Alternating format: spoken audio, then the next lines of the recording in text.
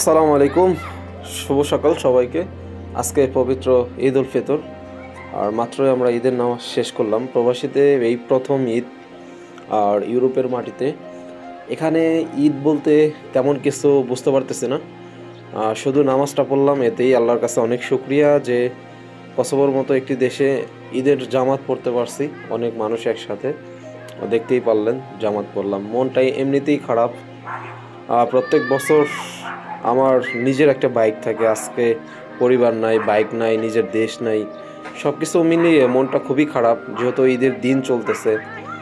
আর আজকে প্রায় 2 দিন, আজকে ভিডিওটা শ্যুট করতেছি, প্রায় 2 দিন হয়ে যায়। এই 2 দিনের ভিতরে আমি ঈদের কোনো ভিডিও আপনাদের দিতে পারি নাই। মনটা এমনিতেই খারাপ। প্রয়োজনের সাথে সাথে মানুষের জীবন থেকে একদিন সব কিছুই হারিয়ে যাবে, এভাবেই চলতে থাকবে জীবন।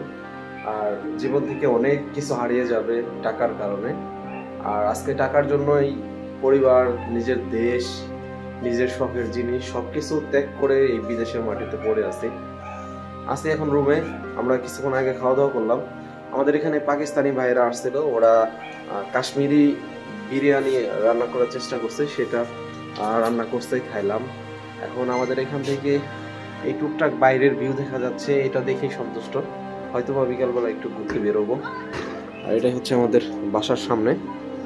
এখানে দেখা যায় ওই ছোট ছোট ছেলেরা খেলাধুলা করে, এগুলাই বসে বসে দেখি ঈদের দিন। আর কি করব, এটাই চলতেছে। এদেশে ঈদ বলতে ভাই তেমন কিছু না। যারা বেশি মুসলিম, যারা মানে আসলে ধর্ম নিয়ে একটু বেশি জ্ঞান আছে, তারাই শুধু ঈদের জামাত পড়ছে বা পড়ে।